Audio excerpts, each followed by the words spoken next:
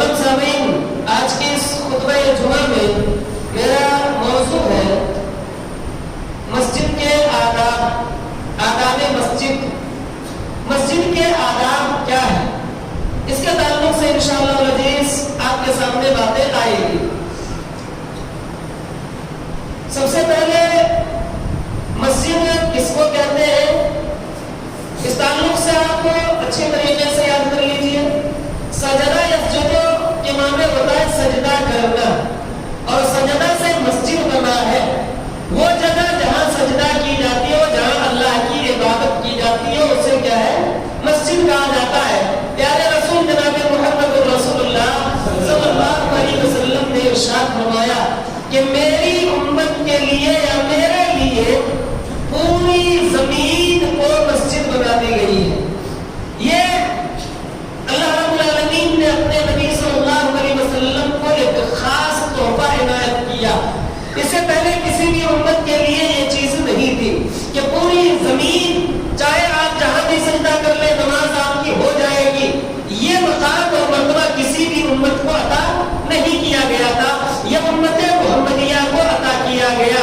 لیکن اس کے بعد مسجدیں جو ہے، یا ہم ایک خاص جگہ میں جا کر کے ایک خاص وقت میں عبادت کرتے ہیں، اور اس کی باقاعدہ احاطہ بندی ہوتی ہے، دیواریں ہوتی ہے، چھت لگی ہوتی ہے، دیگر اور ضروریات ہوتے ہیں۔ تو ان ساری ضروریات یا جو چیزیں ہم نے قائم کیا ہے، جہاں ہم مسلسل جا کر کے عبادت کرتے ہیں، اس خاص جگہ کو کیا ہے، مسجد سے تعبیر کیا جاتا ہے۔ اور اس مسجد کی جو خاص جگہ کے لیے متعین کیا گیا ہے، اس کا بڑا مقام اور مرتبہ اللہ رب العالمین نے ذکر کیا، پیارے رسول صلی اللہ علیہ وسلم نے ذکر کیا۔ آپ صلی اللہ علیہ وسلم نے اس مسجد کے تعلق سے بے شمار فضائل بتلائے ہیں، جو تعمیر کی گئی ہو عام حالت میں تو آپ جہاں بھی نماز پڑھے مسجد ہی ہے، آپ کی عبادت ہو جائے گی، لیکن خاص جگہ جس کو ہم نے بنایا ہے اس کا ایک بڑا مقام اور مرتبہ ہے۔ پیارے رسول صلی اللہ علیہ وسلم نے ارشاد فرمایا، من بنى للہ مسجدا بنى اللہ له بیتا فی الجنہ، جس شخص نے مسجد کی تعمیر کی، جس نے مسجد بنا لی، اللہ رب العالمین قیامت کے دن اس بندے کے لیے ایک اسپیشل گھر، ایک اسپیشل ہاؤس اس بندے کے لیے بنائے گا، کہاں، جنت میں۔ یہ رب کا وعدہ ہے۔ پیارے رسول صلی اللہ علیہ وسلم اپنی امت کو بتلا رہے ہیں کہ یہ مقام اور مرتبہ اس مسجد کی عطا کی گئی ہے۔ لیکن افسوس ہمیں اس وقت ہوتا ہے کہ یہ سارے مقام اور مرتبے ملنے کے بعد جب ہم اس مسجد کی قدر نہیں کر پاتے، مسجد کی توہین ہوتی ہے، تو بڑا افسوس ہوتا ہے۔ یہی بات ہو میں آپ کو بتاؤں، جو چیزیں ہم کرتے ہیں ہمیں لگتا ہے کہ گناہ نہیں ہے، وہی کوئی ہم کر کے غیر کر دے تو ہمارا ایمان جاگ جاتا ہے۔ مسجد کے ساتھ ایسا کیا اللہ نے، ایسا کیا ان لوگوں نے آ کر کے، ایمان جاگتا ہے کیا بھائی، ایسے ہی من والے ہو۔ کوئی دوسرا کرے تو برا لگ رہا ہے، خود کرو تو کیا، احساس پیدا کیجیے۔ تو انشاءاللہ العزیز مسجد کے تعلقات سے، مسجد کے آداب کے تعلق سے آپ کے سامنے باتیں آئیں گی۔ مسجد ہے جہاں اللہ رب العالمین کا کلام مقدس کا درس ہوتا ہے، جہاں تعالی اللہ اور تعالی رسول کی صدائیں بلند کیا جاتا ہے۔ اس جگہ کے بڑے مقام اور مرتبے اللہ رب العالمین نے بھی ذکر کیا اور پیارے رسول صلی اللہ علیہ وسلم نے ذکر کیا۔ اس کے بے شمار آداب بھی بتلائے ہیں۔ سب سے پہلا ادب یا پہلا طریقہ یہ ہے کہ آپ جب بھی مسجد میں آئے، مسجد میں آتے ہی آپ داخل ہونے کے وقت آپ مسجد میں داخل ہونے کی دعا پڑھ لیں۔ بہت کم لوگوں کو یاد ہوگا، لگے ہے بولو باہر، آپ پڑھ لیجیے، یاد کر لیجیے، دعا یاد کر لیجیے۔ پہلا ادب یہ، مسجد کے آداب میں سے پہلا طریقہ یہ ہے، یا سب سے پہلا کام یہ ہے کہ آپ جیسے ہی مسجد میں داخل ہو مسجد کی دعا پڑھیں، اس کے بعد آپ سلام کریں، چاہے کوئی ہو یا نہ ہو، کیونکہ اللہ کے دوسری مخلوقات بھی موجود ہوتے ہیں، آپ سلام کر لیں، اور اس کے بعد آپ مسجد میں داخل ہو۔ مسجد میں داخل ہونے کے بعد آپ کا پہلا کام یہ ہوگا کہ آپ مسجد میں آتے ہی آ کر کے بیٹھ مت جائے، بلکہ اگر جماعت کا وقت نہیں ہوا ہے، ابھی آپ کے پاس وقت ہے، تو سب سے پہلے آپ 2 رکعت نماز ادا کر لیں۔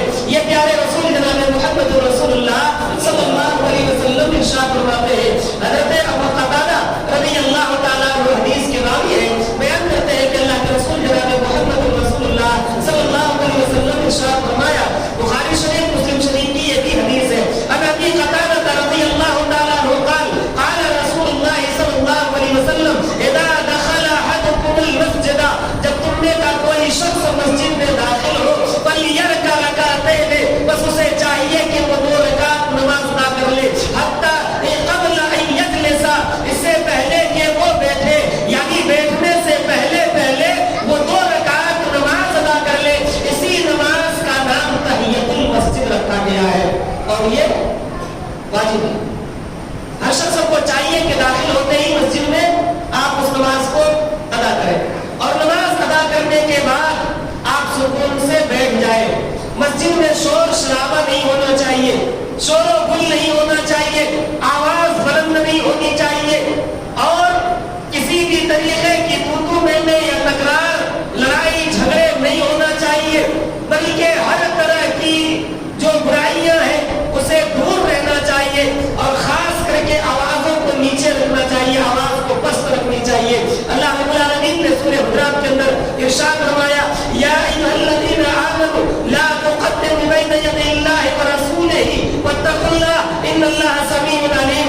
या अय्युहल्लज़ीना आमनू ला तरफ़ऊ अस्वातकुम फ़ौक़ सौतिन नबी। कहे लोगों, ऐ वो लोगों जो ईमान लाए हो, तुम अल्लाह और उसके रसूल की आवाज के सामने अपनी आवाज को बुलंद मत करोगे। ये अल्लाह का घर है, यहाँ अल्लाह के कलाम की सदाएं गूंजती है, यहाँ अल्लाह रब्बुल आलमीन के कलाम की तिलावत किया जाता है, यहाँ अल्लाह का जिक्र अज़कार किया जाता है, यहाँ अल्लाह की इबादतें की जाती है। लिहाजा यहाँ हमें हर सूरत में अपनी आवाज को पस्त रखनी चाहिए, अपनी आवाज को नीचे रखनी चाहिए। और उसके बाद ये भी अदब है कि जब भी हम मस्जिद में आए तो बड़े सुकून और इत्मीनान के साथ बैठे रहें। इसी तरीके से मस्जिद के खास करके साफ सफाई का ध्यान दें, यह भी मस्जिद के आदाब में से है। अगर आपने ध्यान नहीं दिया तो यकीन मानिएगा गुनहगारों में से शामिल होंगे। अल्लाह के रसूल जनाब मुहम्मद रसूलुल्लाह सल्लल्लाहु अलैहि वसल्लम की हदीस मैं आपके सामने रखता हूँ। हदीस से कबल एक आयत जो मैंने आपके सामने तिलावत की है, इस आयत करीमा का तर्जुमा आपके सामने रख देता हूँ ताकि बात मजीद वाज़ेह हो जाए। अल्लाह रब्बुल आलमीन सूरह आराफ के अंदर अल्लाह सुब्हानहु व तआला इरशाद फरमाता है, या बनी आदम खुदू ज़ीनतकुम इंदा कुल्लि मस्जिदिन व कुलू वशरबू व ला तुस्रिफू इन्नहु ला युहिब्बुल मुस्रिफीन। ये अल्लाह सुब्हानहु व तआला ने सूरह आराफ के अंदर इरशाद फरमाया। जरा आयत मुबारका पर गौर कीजिए। अल्लाह रब्बुल आलमीन बड़े वाज़ेह अल्फाज़ में फरमाता है, या बनी आदम, ऐ बनी आदम, ऐ आदम की औलाद, खुदू ज़ीनतकुम इंदा कुल्लि मस्जिद, कि जब भी तुम मस्जिद के लिए निकलो, जब भी तुम मस्जिद में जाओ तो जीनत इख्तियार कर लो, जीनत इख्तियार कर लो, खूबसूरती से खूबसूरत हो करके, यानी खूबसूरती अपना करके मस्जिद में आओ। खूबसूरती अपनाने का मतलब ये नहीं है कि आप चेहरे पर मेकअप करके आए, आप अल्लाह रब्बुल आलमीन की तख्लीकात को तब्दील करके आए, नहीं, बल्कि अल्लाह ने जो आपको इस्तिताअत दी है, जो अल्लाह रब्बुल आलमीन ने आपको जिस तरीके से दौलतों से नवाजा है, आप अपने कपड़े का वैसे ही इस्तेमाल करके आए, आप नहा धुल करके आए, खुशबू इस्तेमाल करके आए, तेल वगैरह लगा करके आए। ये चीजें होती है जिसका अल्लाह रब्बुल आलमीन ने जिक्र किया कि खुज़ू ज़ीनतकुम इंदा कुल्लि मस्जिद, कि मस्जिद में जाने के वक्त तुम जीनत इख्तियार करके आओ। लेकिन अफसोस के साथ आज तो हमें ये कहना पड़ता है कि लोग नमाज में आते हैं, जरा देखिए नमाज की हालत क्या है। जीनत ये समझते हैं कि घुटने में कटे हुए पैंट हो तो उसे लगता है कि जीनत है, खूबसूरती है। अल्लाह के बंदो, उस बंदे की नमाज भी नहीं होगी जिसके कपड़े फटे हुए हैं, जिसकी शर्मगाह खुली हुई है और ये हिस्सा शर्मगाह के दाखिल होते, शर्मगाह में दाखिल है। अगर आपके वो हिस्से खुले तो बताइए नमाज होगी? नहीं हो सकती है। तो अच्छे पहनकर के नमाज के लिए ले जाते हैं, ऐसा लगता है उसे पता ही नहीं। जी देखा गया है, नहीं समझे? यो पहनेंगे यहाँ तक, उसे लगेगा कि ये हाफ पैंट पहना हुआ। अल्लाह के बंदो, क्यों ऐसा? गलत है। ऐसे जिस तरीके से आप इस बात को पसंद नहीं करते हैं कि किसी के यहाँ दावत हो आपकी, आप किसी पार्टी में जा रहे हो, बाजारों में घूमने के लिए जा रहे हो और आप इस बात को पसंद नहीं करते हैं कि आप जैसे चाहे वैसे कपड़े या मेले कुचेले चले जाए, आप उस वक्त तो बेहतर अंदाज में सज संवर करके घर से निकलते हैं बाजारों में जाने के लिए। तो जरा बताइए, अल्लाह से मिलने के लिए आए हो, यहाँ आकर के अल्लाह से कलाम कर रहे हो, उसके लिए ऐसा क्यों ऐसा हो रहा है? इसलिए जरूरत है जो जीनत को इख्तियार कीजिए। और उसके बाद एक और बात मैं आपको बतलाता हूँ। साफ सफाई में से, जीनत में से ये भी है कि मस्जिद के इर्द गिर्द जो भी चीजें या मस्जिद में जो गंदगियां है आप उसे साफ करें। से निकाल दीजिए कि ये किसी शख्स के ऊपर या किसी की जिम्मेदारी है। हमारे यहाँ का मामूल ये बना है, लोग ये सोचते हैं कि ये इमाम साहब की जिम्मेदारी है, मुअज्जिन साहब की जिम्मेदारी है कि मस्जिद की सफाई वही करे। इमाम हो तो इमाम सफाई करेंगे, मुअज्जिन है वो सफाई करेंगे, या मस्जिद के जो जिम्मेदार है वो आकर के सफाई करे। नहीं, गलत है, गलत है। जिम्मेदारी हर शख्स की है।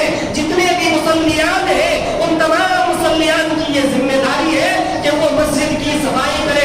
जहाँ भी उसे गंदगी महसूस हो उस गंदगी को वो दूर करे। प्यारे रसूल जनाब मोहम्मद रसूलुल्लाह सल्लल्लाहु अलैहि वसल्लम इरशाद फरमाते हैं, इमाम बुखारी रहमतुल्लाह अलैह हदीस को अपनी किताब सही बुखारी शरीफ किताब उस-सलात के अंदर नकल करते हैं। इमाम मुस्लिम किताब उल-मसाजिद के अंदर हदीस को लेकर के आते हैं। हदीस के रावी हजरत अनस इब्न मालिक रज़ी अल्लाह तआला अन्हु है। हजरत अनस इब्न मालिक रज़ी अल्लाह तआला अन्हु बयान करते हैं, अनस इब्न मालिक रज़ी अल्लाह तआला अन्हु قال رسول الله صلی اللہ علیہ وسلم الوساق فی المسجد خطیۃ، کہ لوگوں سنو، مسجد میں تھوکنا گناہ ہے۔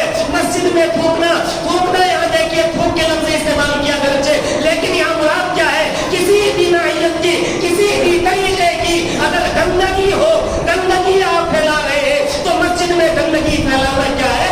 گناہ ہے۔ آگے اللہ کے رسول صلی اللہ علیہ وسلم فرماتے ہیں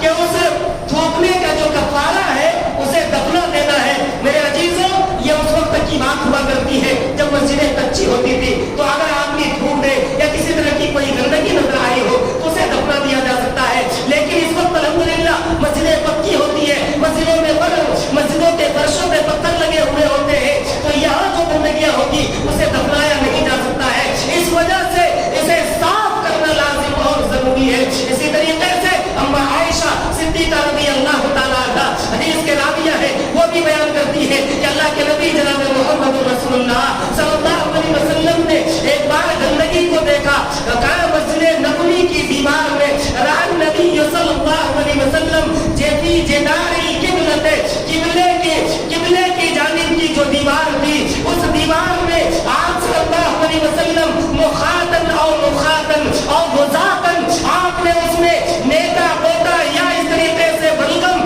یہ آپ نے دیکھا، تو پیارے رسول صلی اللہ علیہ وسلم نے حق کو اسے خریج کر کے ختم کر دیا۔ گویا کہ آپ اس حدیث سے یہ بتلانا چاہ رہے ہیں کہ مسجد کا خاص ادب و احترام آپ کیا کیجیے۔ لیکن افسوس کے ساتھ مجھے یہ کہنا پڑتا ہے، یہ آج ہمارے ہر شخص کی یہی حال ہے۔ افسوس کے ساتھ ہمیں یہ کہنا پڑتا ہے کہ آج ہماری مسجدوں میں لوگ وہاں کے غسل خانے، وہاں کے باتھ روم وغیرہ کا ایسے استعمال کرتے ہیں جس طریقے سے لگتا ہے کہ ذاتی پراپرٹی ہو۔ لوگ ذاتی بھی استعمال کرتے ہیں تو اس کی صفائی اچھی طریقے سے کرتے ہیں، لیکن یہاں تو عالم بالکل الٹا ہے، برعکس ہے۔ آپ جائیے دیکھیے، ایسا لگے گا استعمال کر کے چلے گئے۔ میرے عزیزوں، غلطی مت کرو گے۔ آپ کے اللہ رب العالمین کا احسان ہے کہ پانی اس قدر مہیا ہے، آپ کو باہر سے لانے کی ضرورت نہیں ہے، ذرا سا اڑیل دے، بہا دے، انشاءاللہ مزید وہ جگہ صاف ہو جائے گی۔ اسی طریقے سے وضو خانے کا بھی معمول ہوتا ہے۔ بعض دفعہ ہم وضو کرتے ہیں، وضو کرتے وقت دھیان نہیں دیتے ہیں، ناک کو جھاڑا، صاف کیا، بلغم کھکال کر کے نکالا، تھوک ڈالے اور وہی چھوڑ دیا۔ اب بتائیے دوسرے لوگوں کو تکلیف ہوتی ہے، اللہ کی دوسری مخلوقوں کو تکلیف ہوتی ہے۔ میں بات اور بتاؤں آپ کو، بڑی پیاری حدیث ہے، اللہ کے رسول صلی اللہ علیہ وسلم ارشاد فرماتے ہیں، حدیث کے راوی حضرت جابر رضی اللہ تعالیٰ عنہ، بخاری شریف مسلم شریف کی روایت ہے، اللہ کے رسول صلی اللہ علیہ وسلم نے ارشاد فرمایا، ان جابر رضی اللہ تعالیٰ عنہ ان النبی صلی اللہ علیہ وسلم قال من اکلا قوما، کہ جس شخص نے کچا لہسن یا کچے پیاز کھا کر کے مسجد میں آیا، تو اللہ کے رسول صلی اللہ علیہ وسلم فرماتے ہیں او بصل یا کچے پیاز ہو، فلیعتزل، تو وہ ہم میں سے نہیں ہے، وہ ہم میں سے نہیں ہے۔ اللہ اکبر، بڑی سخت وعید دیتی ہے۔ یہاں فرماتے ہیں کہ وہ ہم میں سے دور رہے، ہم میں سے جدا رہے، اور وہاں کے بعض الفاظ کے اندر یہ بھی موجود ہے، آپ صلی اللہ علیہ وسلم نے ارشاد فرمایا کہ وہ ہماری مسجد میں نہ آئے جو کچے پیاز کو کھا کر کے آئے ہو۔ ذرا میرے عزیزوں اور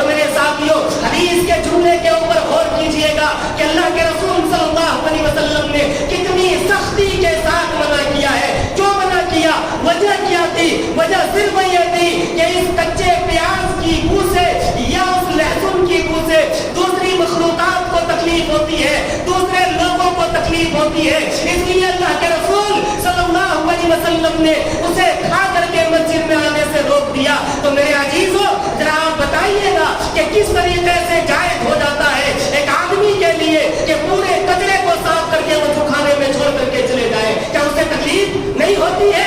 جی تکلیف ہوتی ہے۔ اور اس سے بھی آگے بڑھ کر کے یہاں تک ہمارے لوگوں کا عمل ہے کہ آئیں گے گل کنجل لے کر کے یا بیڑی سگریٹ وغیرہ کا استعمال کر کے باتھ روم میں بھی چلے جاتے ہیں، وہاں بھی پیتے اور استعمال کرتے ہیں۔ کیوں ایسا کرتے ہو بھائی؟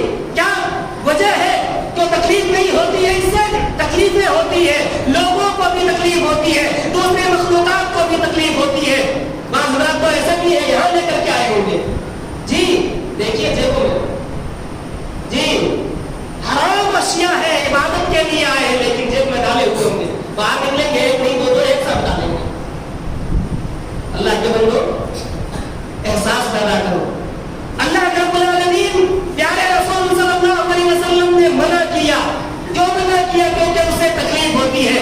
آپ حرام اشیاء کو تمباکو سگریٹ وغیرہ وغیرہ لے کر کے آئے ہوئے، کیسے تکلیف نہیں ہوتی ہے؟ ہوتی یا نہیں ہوتی ہے؟ اس میں بدبو ہے یا نہیں ہے مجھے بتائیے۔ پھر تکلیف ہوتی ہے تو کیوں مسجد میں لے کر کے آ رہے ہیں؟ آداب کا خیال کیجیے، مسجد کا احترام لازم اور ضروری ہے۔ اب آخری بات میں آپ کے سامنے رکھ کر کے اپنی بات کو ختم کرتا ہوں۔ اللہ رب العالمین نے مسجد کے آداب کے تعلق سے یہ بھی ارشاد فرمایا، سورہ توبہ کی آیت ہے۔ اللہ سبحانہ وتعالی ارشاد فرماتا ہے انما یعمر مساجد اللہ من آمن باللہ والیوم الآخر اقام الصلاة وآتى الزکاة ولم یخش الا اللہ فعسى اولئک ان یکونوا من المہتدین۔ یہ سورہ توبہ سورۃ نمبر 9 آیت نمبر 18 کی آیت ہے۔ آیت کو آپ جا کر کے پڑھ کے دیکھیے گا تاکہ آپ واضح ہو جائے کہ اللہ رب العالمین نے اس آیت مبارکہ کے اندر کس بات کا ذکر کیا ہے۔ اللہ سبحانہ وتعالیٰ نے مسجدوں کی آبادی کے لیے مسجد کو آباد کرنے کا حکم دیا، فرمایا انما یعمر مساجد اللہ، کہ بے شک مسجدوں کو اللہ کے گھروں کو آباد کون کرتے ہیں یا مسجدوں کی تعمیر کون کرتے ہیں؟ من آمن باللہ، وہ لوگ اللہ کے گھروں کو آباد کرتے ہیں جو اللہ کے اوپر ایمان رکھتے ہیں، جسے یقین ہے کہ اسے مرنا ہے، اس جہاں سے رخصت ہونا ہے، جسے یوم آخرت کے اوپر ایمان ہے، وہ لوگ اللہ کے گھروں کو آباد کرتے ہیں۔ اور اس کے بعد آگے اللہ سبحانہ وتعالیٰ نے فرمایا کہ وہ لوگ اللہ کے گھروں کی آباد کرتے ہیں جو نماز کو قائم کرتے ہیں، جو زکوٰۃ ادا کرتے ہیں، وَأَقَامُوا الصَّلَاةَ وَآتَوُا الزَّکَاةَ، زکوٰۃ ادا کرتے ہیں۔ اور اس کے بعد فرمایا وَلَمْ یَخْشَ إِلَّا اللَّهَ، جو لوگ اللہ کی عبادت کرتے ہیں، اللہ کے اوپر ایمان ہے، آخرت کے اوپر ایمان ہے، نماز قائم کر رہے ہیں، زکوٰۃ دے رہے ہیں، لم یخش الا اللہ، اللہ کے سوا کسی سے وہ بندہ ڈرتا نہیں ہے، خوف نہیں کھاتا ہے۔ اور ایسے ہی بندے کو اللہ رب العالمین نے فرمایا کہ ایسے بندے کے لیے اللہ سبحانہ وتعالیٰ کیا ہے؟ ہدایت کے راستے کو آسان کر دیتا ہے۔ ذرا اس آیت مبارکہ پر غور کیجیے، مسجد کی آباد یا مسجد کو آباد کرنے کا حکم دیا گیا ہے۔ مسجد کو آباد کرنا یہ بھی مسجد کے آداب میں سے ہے، مسجد کا احترام آباد کرنا یہ بھی آداب میں سے ہے۔ اب آپ بتائیے گا ذرا مجھے کہ آباد کیسے کر سکتے ہیں؟ دو طریقے سے ہے۔ ایک تو یہ ہے کہ آپ 5 وقت نماز آ کر کے ادا کر رہے ہیں، یہ بھی آباد کرنا۔ ایک یہ بھی ہے مسجد کے جو اخراجات ہیں اسے برداشت کرنا، یہ بھی کیا ہے؟ آداب مسجد میں سے۔ جی آداب مسجد میں سے ہے۔ آپ ذرا بتائیے گا کہ آپ جو یہ سوچے کہ ہمیں گھر کا جو خرچ ہے ہمیں اٹھانے کی ضرورت نہیں، ہم تو آزاد ہیں، تو کیا وہ اپنے گھر کو آباد کر رہا ہے؟ نہیں کرتا ہے۔ ایسے ہی مسجد کے لیے ہے، اور خاص کر کے یاد کر لیجئے گا جتنی بھی اللہ رب العالمین نے جن جگہوں میں آپ کو خرچ کرنے کا حکم دیا ہے ان میں سب سے زیادہ مستحق آپ کے مقامی مسجد ہوا کرتی ہے۔ کیوں؟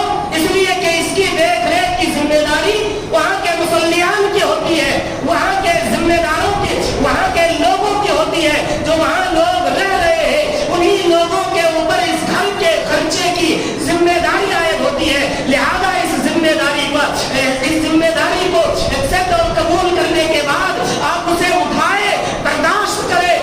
لیکن ایک بات ذرا غور کیجیے گا، اللہ کا شکر ہے یہاں کے لوگ الحمدللہ بڑے حساس ہیں، ایسا احساس ہے، لوگوں خرچ کرتے ہیں۔ مسجد کی تعمیر काम अल्हम्दुलिल्लाह काफी ऊंचाई पर पहुंच गया है, काफी हद तक पहुंच गया है। मजीद मेहनत की जरूरत है। लेकिन साथ ही साथ मैं एक बात और आपको बताऊंगा, देखिए ये उस वक्त आपका होगा जब मामूली जो खर्चे होते हैं उस खर्चे से बचत बचेगा तो आपके तामीरी काम क्या हो सकेगा। मैक्सिमम में आप मान के चलिए मस्जिद के खर्च जो है 20 से 25 के मामले में आता है, 20 से 25 हजार रुपए मंथली। और मस्जिद की आवक, बाकी कोई आमदनी है, कोई जरिए आमदनी नहीं है, बस यही है जो आप सब है, आप सब की इमदाद ही है, आप सब की जो अदा कर रहे हैं वही है। अब जरा कभी एक बार बोर्ड पर भी निगाह डालिएगा, 3000 रुपए मुश्किल से जुमे का आ रहा, महीने में कितने जुमे हैं? 4 के 12,000 अगर आ भी जाए या 9,000, 8,000, 10,000 अगर आ जाएगा तो फिर भाई कहां से आप मेंटेनेंस करेंगे, कैसे आपका खर्च चलेगा, फिर तामीरी काम कहां से होगा। तो जरूरत है हर शख्स, इतने लोग होते हैं, मैं कुछ नहीं कहता, सिर्फ एक बात आपको बता देता हूं। देखिए अगर कुछ नहीं है, 20 रुपए, 50 रुपए, 100 रुपए, हर आदमी जिसको अल्लाह रब्बुल आलमीन ने जैसे दे करके रखा है उसके हिसाब से वो दे करके चला जाएगा तो इंशाअल्लाह अजीज मुझे उम्मीद है कि कम से कम 5-6 हजार रुपए से कम का चंदा नहीं आएगा जुमे का। और अगर आप बखीली कर रहे हैं, रोकना चाहते हैं, अपने घर के अखराजात को आप उठा रहे हैं और अल्लाह के घर के अखराजात को अगर आप नहीं उठा रहे हैं तो कलाम मुक़द्दस सूरह तौबा की एक आयत में आपके सामने रख देता हूं, उसके बाद अपनी बात को खत्म करूंगा। देखिएगा कितनी सख्त वईद है, कितनी जबरदस्त सजा अल्लाह रब्बुल आलमीन ने मुतय्यन किया है। अल्लाह सुब्हानहु व तआला इरशाद फरमाता है, वल्लज़ीना यकनज़ूना अज़-ज़हबा वल-फ़िद्दता वला युनफ़िक़ूनहा फ़ी सबीलिल्लाहि फ़बश्शिरहुम बिअज़ाबिन अलीम। कि अल्लाह है प्यारे रसूल जनाब मोहम्मद रसूलुल्लाह सल्लल्लाहु अलैहि वसल्लम आप लोगों से कह दीजिए, वो लोग वल्लज़ीना यकनज़ूना, वो लोग जो कंज़ बना करके रखते हैं, जो अपने माल को सेव करके रखते हैं, जो अपने मालों को बचा करके रखते हैं, सोने चांदी की शक्ल में या जायदाद की शक्ल में या पैसे के शक्ल में, तो यकीनन अल्लाह रब्बुल आलमीन फरमाता है वला युनफ़िक़ूनहा, और वो खर्च नहीं करते हैं उसमें से जो उनसे बचा करके रखा है। कहां? फ़ी सबीलिल्लाह, अल्लाह के रास्ते में, अल्लाह के घरों के लिए, अल्लाह के दीन के लिए, अल्लाह के खातिर अगर वो खर्च नहीं करता है फ़बश्शिरहुम बिअज़ाबिन अलीम, तो ऐसे लोगों के लिए दर्दनाक अज़ाब बतला दीजिए। ऐ प्यारे रसूल सल्लल्लाहु अलैहि वसल्लम आपने दर्दनाक अज़ाब की बशारत दीजिए। और उस दर्दनाक अज़ाब की मज़ीद तफसील करते हुए अल्लाह सुब्हानहु व तआला फरमाता है, अल्लाह रब्बुल आलमीन फरमाता है, यौम युहमा अलैहा फी नारि जहन्नम। ऐ नबी पाक सल्लल्लाहु अलैहि वसल्लम आप लोगों से कह दीजिए कि याद करो उस दिन को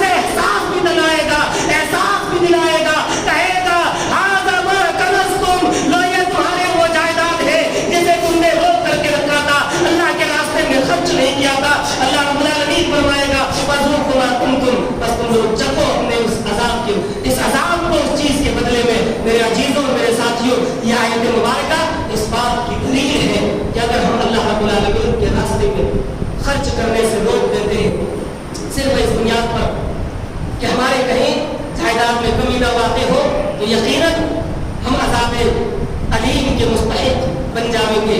इसलिए ज़रूरत है अपने अखराजात को जिस तरीके से हम उठाते हैं, अपने घर के खर्चे को बर्दाश्त करते हैं, वैसे ही अल्लाह के घर के खर्चे का भी एहतमाम करें, उसके लिए इमदाद करते रहे। ये चंद बातें थी जिनका जिक्र मैंने आपके सामने किया। अल्लाह सुब्हानहू व तआला से मैं दुआ करूंगा कि परवरदिगार आलम हम तमाम मुसलमानों को मस्जिदों के अहकाम, मस्जिदों के आदाब को समझने की तौफीक अता फरमा। इलाहुल आलमीन को हमें मस्जिद के एहतराम करने की तौफीक अता फरमा। इलाहुल आलमीन को जब तक हमें जिंदा रखे, ईमान की हालत पर जिंदा रख, जब हमारा खात्मा हो ईमान बिल खैर हो। वाह